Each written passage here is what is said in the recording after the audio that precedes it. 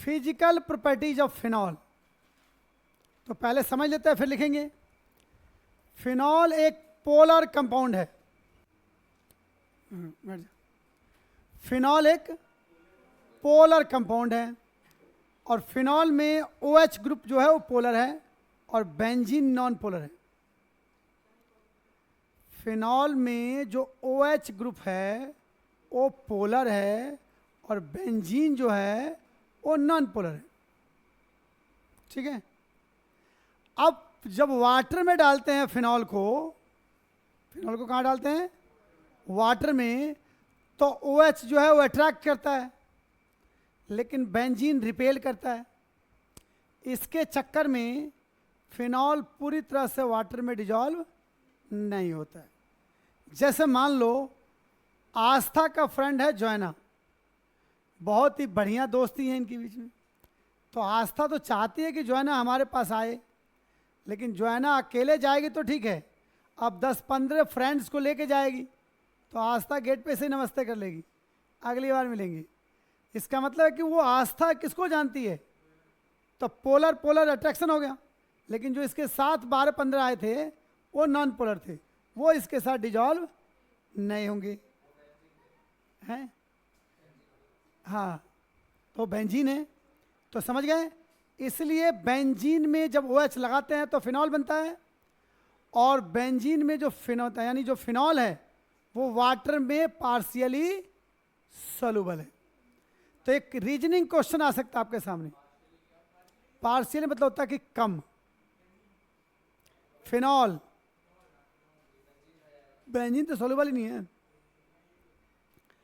तो कोई पूछेगा कि phenol is capable to form intermolecular hydrogen bond. Phenol intermolecular hydrogen bond बना सकता है वाटर के साथ, फिर भी ये पूरी तरह डिजॉल्व नहीं होता। ऐसा क्यों? मतलब phenol is capable to form intermolecular hydrogen bond with water molecule, but phenol are not completely dissolved in water. Why? तो आप लिखेंगे because phenol contain two parts. Phenol divided into two parts, OH and benzene ring. OH is polar and benzene ring is non-polar. So what OH is hydrophilic and benzene is hydrophobic and phenyl group. Therefore, phenol are partial soluble in water. समझ गए? लिखवाऊंगा, अभी तो समझा रहा हूं। इसके बाद आता है मेल्टिंग एंड बॉइलिंग पॉइंट की बात। वैसे फिनॉल जो है वो लिक्विड या सॉलिड स्टेट में हो सकता है। जैसे फिनॉल है उसमें कोई ग्रुप जोड़ दोगे, नाइट्रोफिनॉल, मिथाइल फिनॉल, तो ये सब हो जाते हैं सॉलिड। ठीक है। हेलो सर, फिर लेट।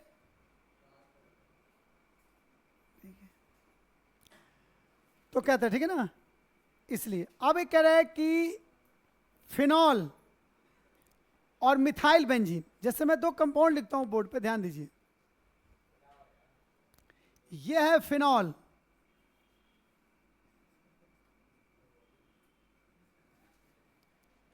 और इसको कहते हैं मिथाइल बेंजीन।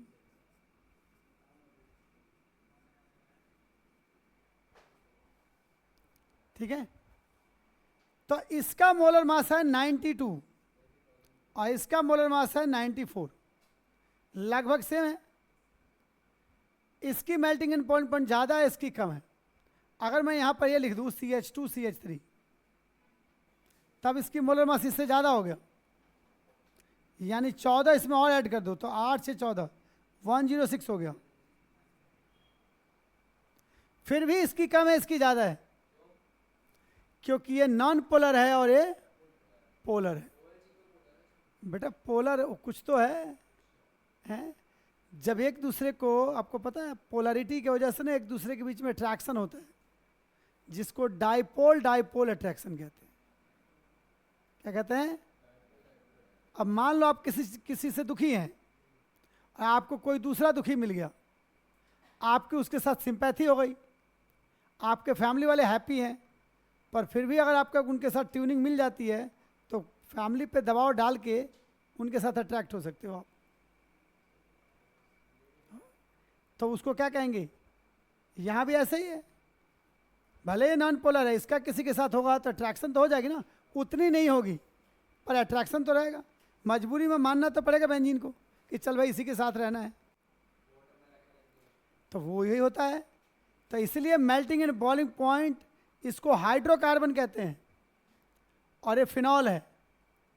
तो मोलर मास अगर सेम हो लगा दोनों का या थोड़ा बहुत इसका ज़्यादा भी हो तब भी इसका मेल्टिंग एंड बॉइलिंग पॉइंट ज़्यादा होगा इससे, क्योंकि ये नॉन पोलर है और ये पोलर है।